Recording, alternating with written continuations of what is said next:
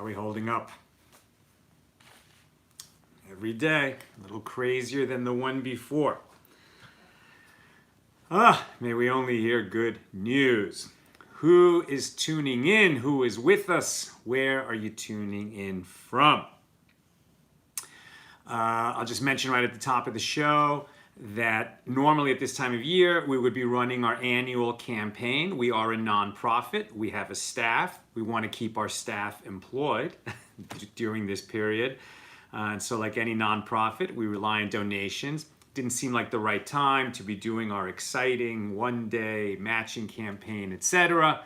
But we would very much appreciate it if you would use the link that's in the description of the show and support AT Daily and our Thursday Hero and the Table for Five and all the other content that we put out. We would appreciate it, and so would our staff. All right. A word about the pandemic. So I've been thinking a little bit about the fact that this COVID-19, how does it actually harm people? If people are going to be harmed, what is the nature of that harm? It takes your breath away, right? So this disease, its nature is that it attacks the respiratory system. It takes one's breath away. And if one is particularly susceptible to it, God forbid, and ends up in the hospital and needs a ventilator, etc. We've all heard those news. But what it attacks is the breath. So in Hebrew, first of all, the word for the breath and for soul, it's the same word, right? The neshama. So it goes right to the soul as expressed in the breath, right? So just like the breath is the only semi-autonomous system in the body, meaning your heart beats by itself, you can't really control it. I can control when I move my hand, at least for now. But the breath will go on by itself if you don't pay attention to it. But if you pay attention to it, so then you can harness your breath. You can speed it up, slow it down, make it deeper. So it's this thing that's always with us, and then we assert control over it.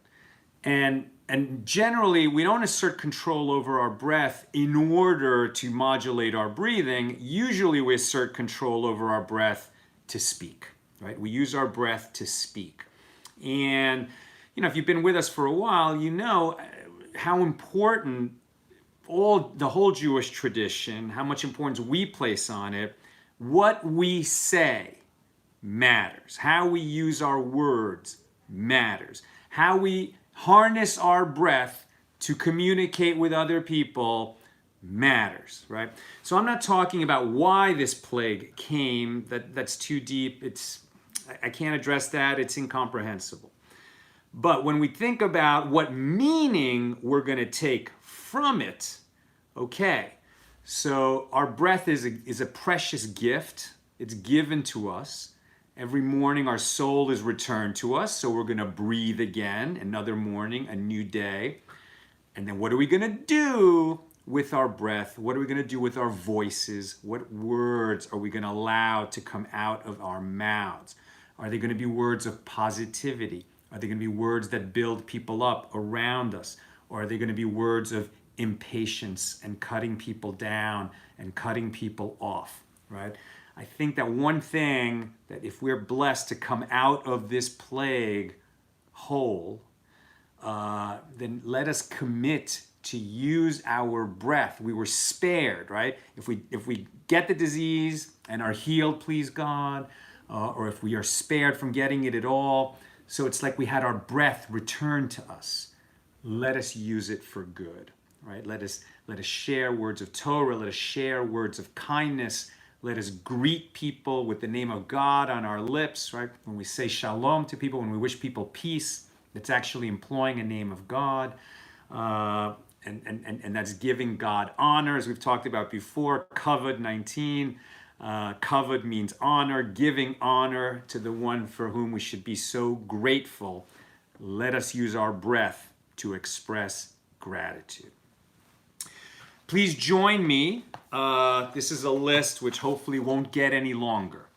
But if you are ill, or you have a loved one who is ill, and you'd like us to pray as a community for this person, if it's a Jewish person and you know their Jewish name, right, their Hebrew name, son or daughter of their mother, right, when we ask God for healing, we invoke the merit of our moms, of our mothers.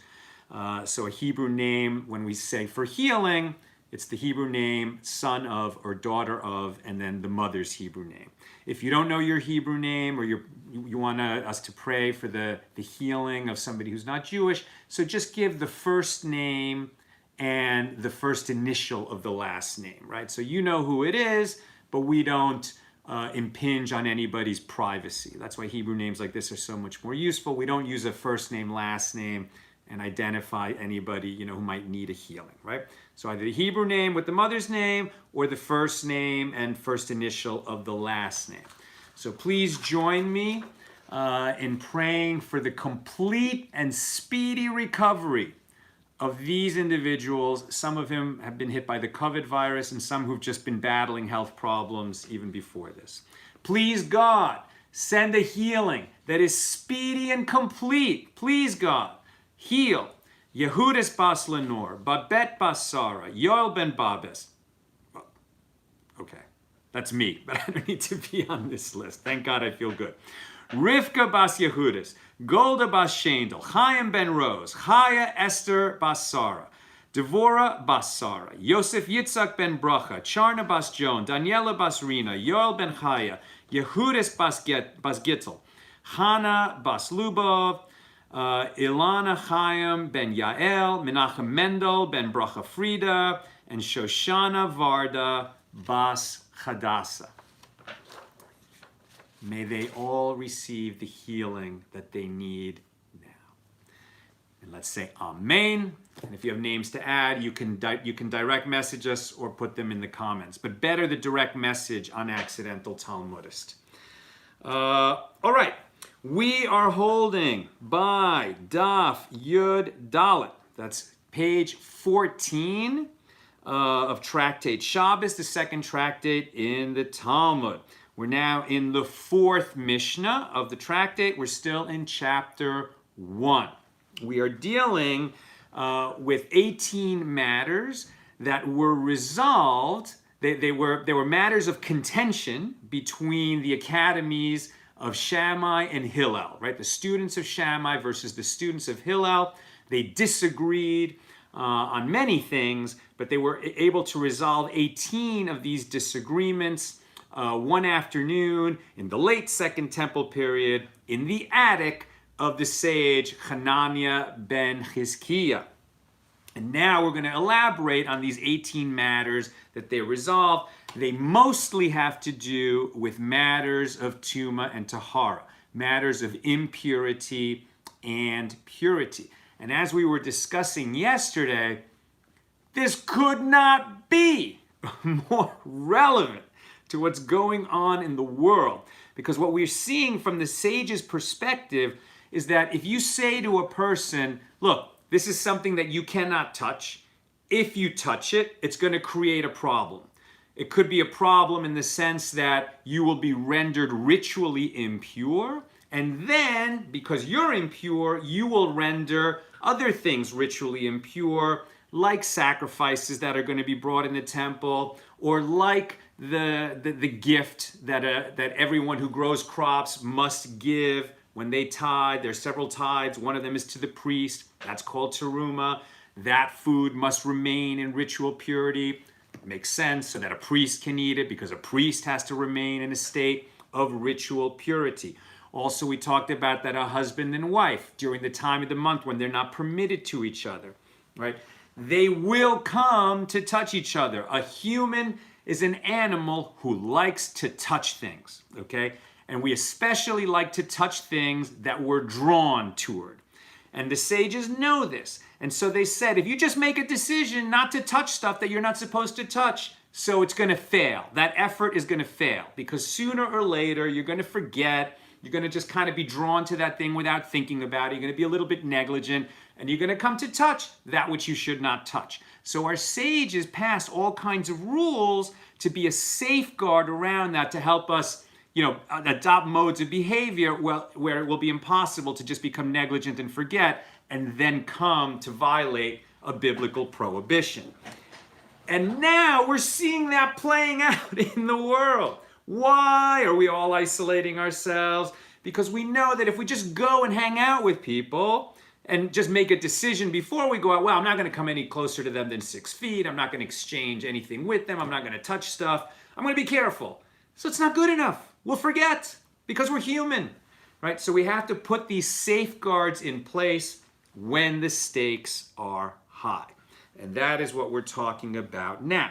So, among the 18 matters that were disputed between Beis Shammai and Beis Hillel and which were resolved that afternoon, that glorious afternoon in the attic of Hananiah ben Chizkiah in the late Second Temple period, one of these matters is that now this sounds simple, but it had to be resolved by the rabbis, that one who eats food in a state of tumah, right, impure food, ritually impure food, becomes impure. So now that person needs to purify themselves. They're going to have to immerse in the waters of a mikveh, wait till nightfall, and then they're going to be pure again. It's very important when we're talking about these matters of purity and impurity that you understand we're not talking about dirtiness or cleanliness. That's not what this is, right?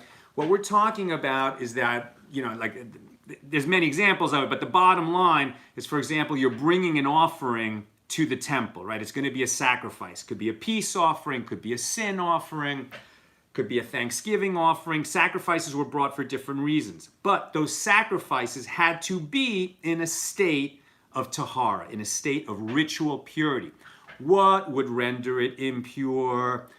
For example, that there was a corpse, you went to a funeral, you were drawn to touch the corpse for some reason, or perhaps it was important that you did it because you were burying the body, right? So it's a beautiful thing, you did a good thing.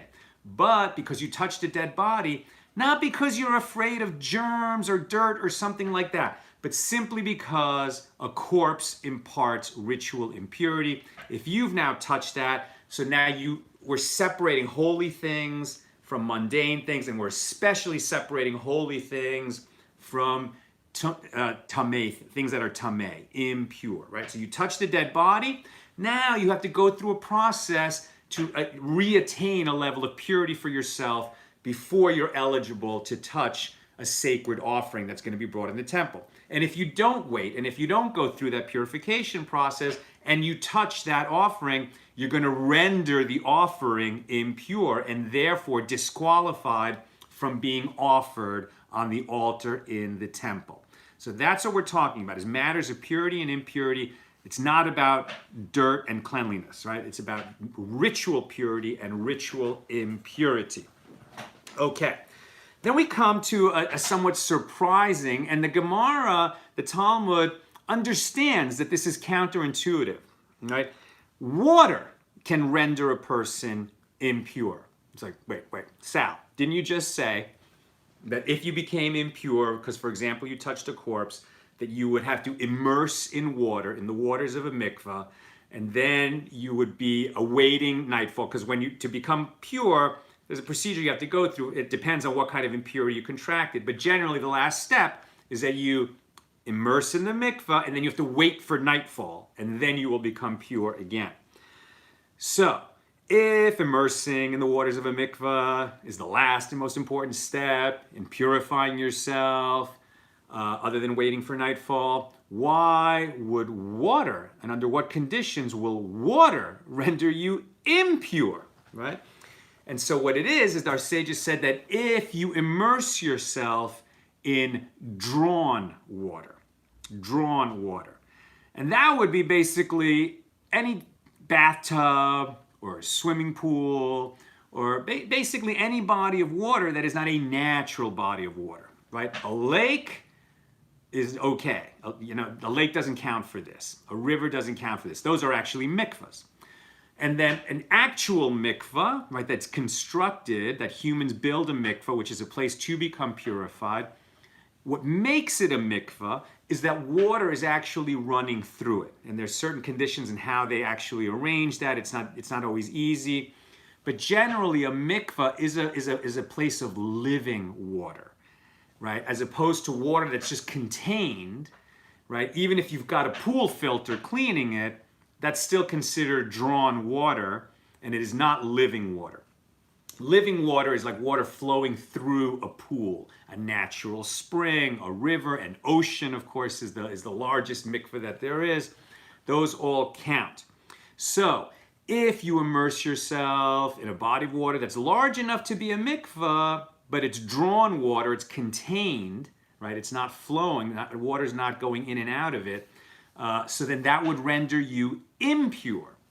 Now, you can almost understand how, okay, I can't purify myself by immersing in a body of water that isn't a mikveh, but why would it render me impure? That's the question, right? What about that water? There's nothing impure about it. They're not saying that, body of water, body of drawn water, that some impure person came and dipped into it, and now you go in after him, and so his impurity would fasten onto you. No. Just the fact that you immersed in this body of drawn water with your head and most of your body will render you impure according to these laws of tumah and taharah, impurity. Why? Because of an incident, not really an incident, but a pattern of behavior. So there was a mikveh somewhere in Israel which was in a cave. That actually makes sense, right? So caves are carved out usually by water. So water is flowing through the cave, it collects in an area and continues to flow out of it. So that's a mikveh, that's a valid mikveh. So there was this pool of water in a cave that people were using as a mikveh to purify themselves. But because it was in a cave and the water wasn't really flowing in and out of it very fast, the water in the cave was actually quite foul. It had algae in it, stuff like that. So it's like, for sure not a body of water that you would take a bath in to get literally and physically clean, but it did qualify as a mikveh that could render you ritually clean. So what people started to do is that they would dip in the mikveh in the cave, and then they would wash themselves, right? They would pour like a large amount of water over themselves, or they would, immerse like in this other body of water that they created for the purpose. Why should that matter? Technically, no problem. It's not a problem. It's not that water, which is, it's in a state of purity, meaning it's not impure, that drawn water after the mikveh, there's no biblical reason why it would disqualify what you did by purifying yourself in the mikveh, in the cave. But the rabbis had to sort of rule it out, right? Outlaw using that second immersion just to clean off the waters of the cave mikveh. Why? Because people started to get confused of what was actually the mikveh immersion, right? First they thought, okay, in order to be pure, I'm going to dip in the cave and then in that other water. They came to think that other water, which is really just for cleaning off the sort of cave waters to purify, just to get cleaned up after doing the purification immersion, they came to think that second immersion was part of the process, was part of the ritual process, right? Because so many people were doing it that way for a long time, over years, etc. It became a habit. It became a ritual. And so people who weren't well educated came to believe that in order to be purified from tumah, you had to do this double immersion. And that was wrong. That was wrong. They didn't understand. And what's worse is that after a while, people thought, well, I'm not even sure why I'm dipping in the cave, but it's that second water that actually cleans off the pond scum, right, the algae, that's the one that purifies me. So they totally came to have the wrong idea. And lest this misunderstanding proliferate, our sages ruled that actually you need to know that immersing in drawn water, water that is not a mikveh, will actually render you impure. It was a rabbinic enactment to save people from making a mistake, right? And so many of these rabbinic enactments work that way. Okay. Right. Yesterday, we also learned that one who touches a Torah scroll becomes impure. Again, so counterintuitive. Why would the holiest object, in the Jewish way of life, I'm not going to call it a religion, right? It's the whole Jewish system, Jewish law, Jewish traditions. The holiest thing there is a Torah. Why would a Torah impart impurity to one who touches it? And we explain that because people had an obligation to set apart the first tithe of their crops, right? The first tithe of the grain, which would go to the priest, and that's called terumah. And the terumah can only be eaten by a priest. It has to maintain its own level of purity, right? And so in order for people to guard the terumah while they were holding it to give to the priest, and the priests themselves, after they receive it, they would keep it in one place and not mix it with other food that could render the terumah disqualified as terumah. So they would store it in a special place. Where would they store it? Along with the Torah scroll. The terumah is holy, the Torah scroll is holy. So they kept those things in the same closet. But mice would come to nibble on the stored grain, the stored terumah, and while they were there, they would nibble on the Torah scroll. And so to avoid that happening, our sages said, no, the Torah scroll itself will impart impurity, tumah, to the terumah, right? So the grain that was set apart for the priest will be rendered invalid if it touches a Torah scroll. Furthermore, to avoid having people with dirty hands touch the Torah, they said, if you touch the Torah, not only will you be rendered impure, but you will lose the credit for the mitzvah that you're doing by touching the Torah. So you've been called up for an aliyah at the synagogue, at the public reading, but you touch the scroll with your finger, so then you lose the merit that you got called up to say a bracha, to say a blessing in front of the congregation at the time of the Torah reading. That's why we do not touch Torah scrolls with our hands. We use the pointer, the metal pointer. The sages went further. They said that hands impart impurity. Hands generally will impart impurity. So a person who touches terumah is going to render the terumah invalid. Doesn't even matter where their hands have been. Why? Because we assume that people's hands wander. It's the whole theme that we've been talking about since yesterday. People's hands wander. We're not even aware of what we do with our hands. And actually there's videos going around now, right, that showing to people why you need to stay out of public spaces, even though you've resolved, okay, I'm going to go to the store, I'm not going to touch anything, I'm not going to touch my face, right? But we do touch our faces. We're totally unconscious of it. We're unaware. We touch our faces, and we touch other parts of ourselves, and we touch things, and we touch things, and we touch things. And so the rabbis just said, you know what? We should just assume that your hands touch things that they shouldn't have touched, and therefore hands impart impurity, and we do not touch terumah unless we wash our hands first, right? So even though we're not immersing our whole body to purify the whole body in the waters of a mikvah, which we need to do when for sure we've been rendered impure, we assume that hands are impure, and before we would touch terumah, the tithe that's offered to the priest, we would need to wash our hands.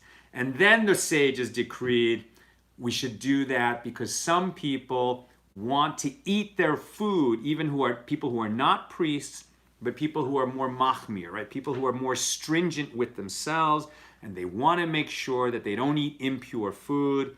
It's permitted. You can eat food that is tameh. You can eat food that's in a state of ritual impurity, but some people would rather not. So just to protect everybody, the sages decreed that we do not eat a meal unless we wash our hands first. And that's where it comes from, my friends, that if you're at a Friday night dinner, right, and they're going to cut the challah, so first we make the kiddush on the wine, we sanctify Shabbat by making a kiddush over the wine, making a blessing over the wine, and then we all go wash our hands, and it's a ritual washing.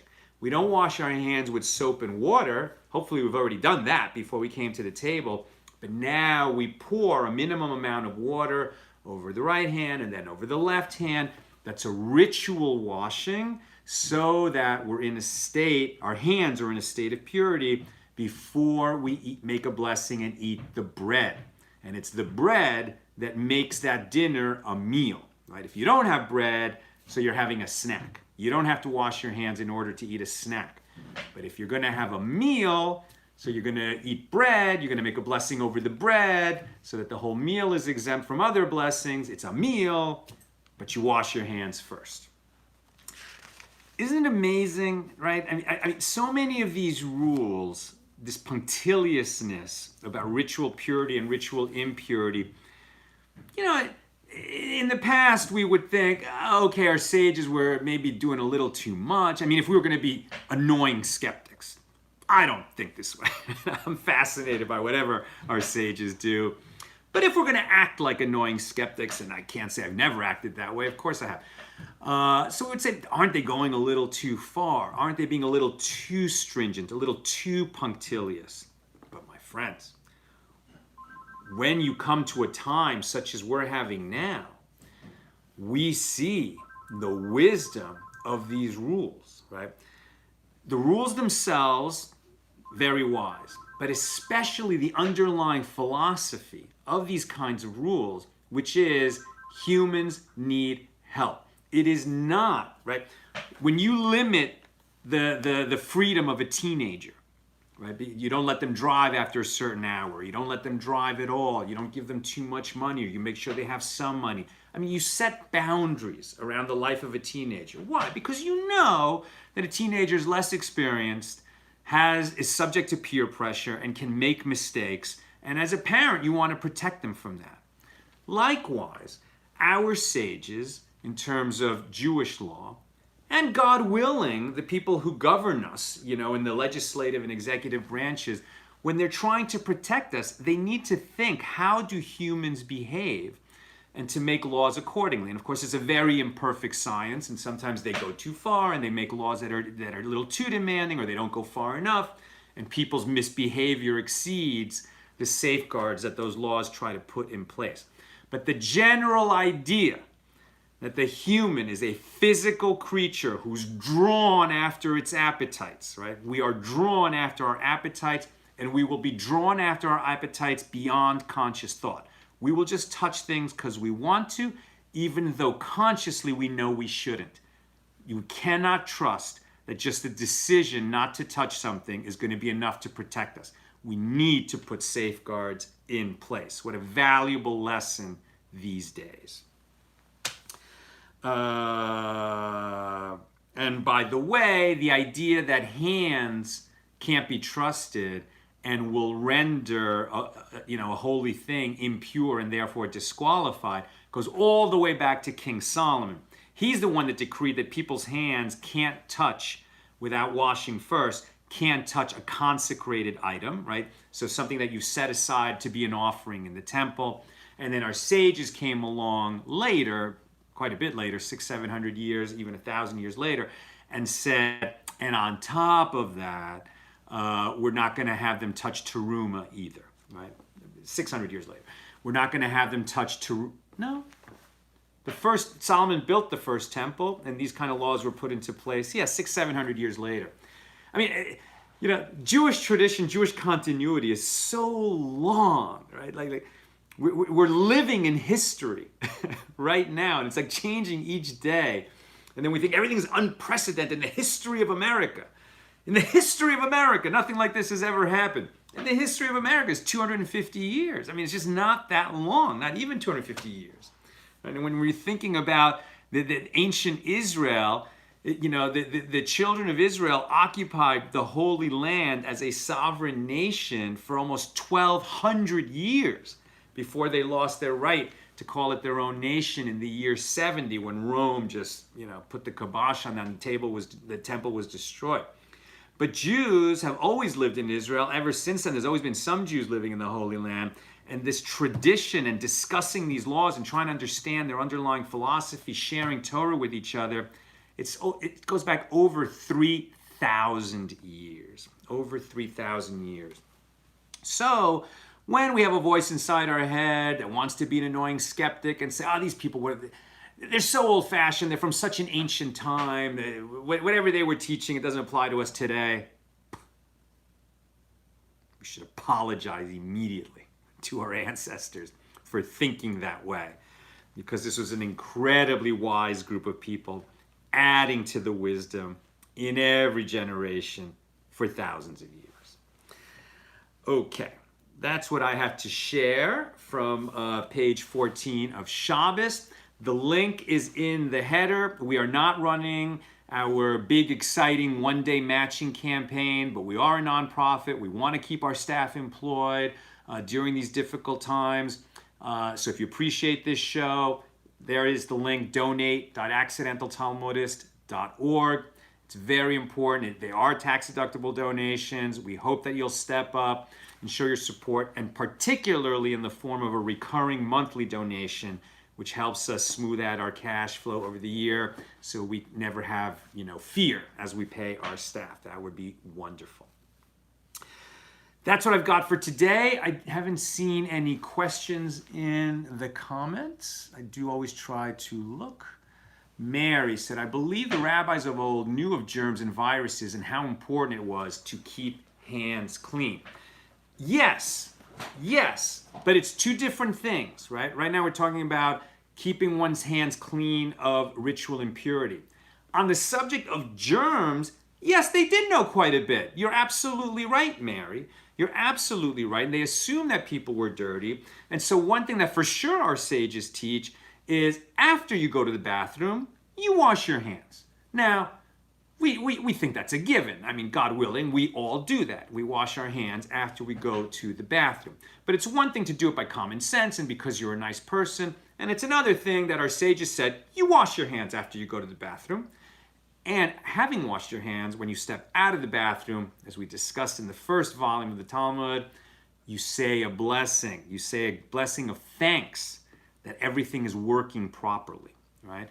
And in a time when there's so many health challenges going on, how beautiful is it? We went to the bathroom, everything worked properly. We woke up in the morning, everything worked properly. We go to bed at night, everything worked properly. Yes.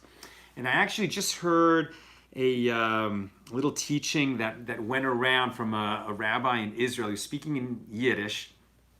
So I just kind of caught this in passing, and I don't have the rabbi's name handy. But he was teaching that in a time of plague, right? In a time of plague, get out of town, right? Or hide. It was hide or get out of town. Now, getting out of town doesn't apply now. But laying low, hunkering down during a time of plague, and they didn't know about microbes, and they didn't have microscopes, and they didn't know what a virus was, and they certainly never saw a coronavirus. But in a time of plague, they understood social distancing. You lay low, you hide, you get out of that society. And then this rabbi shared a parable told by doctors. And these doctors in the parable given over by this rabbi in Yiddish that I heard this morning, it said the doctors told that once there was a plague and a sage was walking and bumped into the angel of death, right? The angel of death who was in charge of, it's actually not the angel of death, but the angel in charge of the plague, right? So that, first of all, that tells you, what is an angel? An angel is a messenger. The word for angel in Hebrew is the same as the word for messenger. An angel is a messenger, right? Angels only exist to do the will of God. They don't have free will the way that we do, okay? So an angel was sent with a plague. I mean, God sends the plagues. God has a reason. We don't know what it is, but we trust that it's good, even when it's difficult for us. At any rate, the sage ran into the angel in charge of the plague and asked the angel, how many are you going to take? And the angel said, 5,000. And the sage said, okay, well, I'll let the people know that we brace ourselves, right? So the plague went down and 15,000 people died. The sage was out walking and ran into the angel in charge of the plague again and said, why did you lie to me? You said 5,000. You said you would only take 5,000. And the angel in charge of the plague said to the sage, I only took 5,000. The other 10,000 that died because they panicked. They died because they panicked. So it's unclear how panic led to those deaths. This is an old parable. This is ancient. This is an ancient story. It's not modern at all. But it's not Talmudic. I think this is from medieval times. know, there were plagues in medieval times. That Black Plague was awful, right? What that did to Europe. I mean, a third of the people, I can't even imagine it, but a third of the people in Europe died during that Black Plague. So what would it mean that people die because they panic in the plague as opposed to the plague itself? Unclear, but definitely something to think about. All right. Any other questions? I don't see. My friends, that's what I've got for today. Tomorrow is Friday. With God's help, we'll be finishing out the week and entering Shabbat. We're not going to have our usual beautiful Shabbat singing by our Carlbach minion up the street. We're going to miss that. But do you ever see the Fiddler on the Roof? Isn't there like a beautiful scene where everyone is singing, the families are singing around their own Shabbos tables, but the filmmakers make a little sort of collage of the different people singing at their own tables, but it's sort of brought together in the kind of spiritual world of the film. So let us imagine when we go dark tomorrow, that we let's sing, even if we're terrible singers like me, let's sing a song by our Shabbos table and imagine that we're singing with the whole world, that we're giving thanks for our blessings, and that, and we're giving thanks for our blessings. We don't pray for healing on Shabbat, but Shabbat adds a measure of healing. So we calm down and express gratitude to our Creator. That's what Shabbat is all about.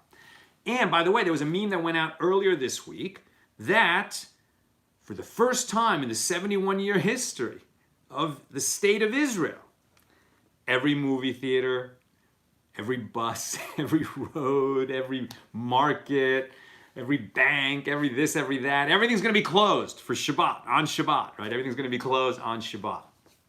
And we have a tradition that if all the children of Israel, if all the Jews in the world would keep Shabbat properly, right, for 2 Shabbats in a row, the Messiah would come. We'd enter the Messianic age. Forget the problems of this plague. That would vanish instantly, but so much more. The Messianic age would be of incredible beauty and spiritualness, and no war and no sickness, and the dead resurrected. We would meet our grandparents and our great-great-great-great-great-grandparents. So who knows? Maybe we're getting closer, because it's not so difficult to keep Shabbos now. You're home anyway, right? So if you're a Jew and you're listening to this, commit to turn off the electronics. It's the only thing that's missing. Don't cook. Don't watch your phone. Don't answer your phone. Don't get on the phone. Try not to turn lights on and off. Just commit. We're so close already to keeping Shabbos properly. If you've never kept Shabbos fully, why not this time? This could be the Shabbos that you keep, right? And if you're not Jewish, okay, so the strict legal Shabbos isn't for you. That's a Jewish law to keep Shabbos, right? That's a commandment for Jews. It's not a Noahide commandment. But I can tell you, it is so refreshing for the soul to turn this stuff off. These phones, these TVs, the electronics, just turn it all off and tune into your soul, because that's the best programming that there is in the world. That's programming straight from Shemayim, straight from heaven to you. Let's tune into that wavelength, tune into our souls, receive the blessings of God on the 7th day, and who knows, maybe we can all elevate the world a little bit and move us closer to a healing and closer to the end of this plague. Sending you all big love from the West Coast. Take care, my holy brothers and sisters.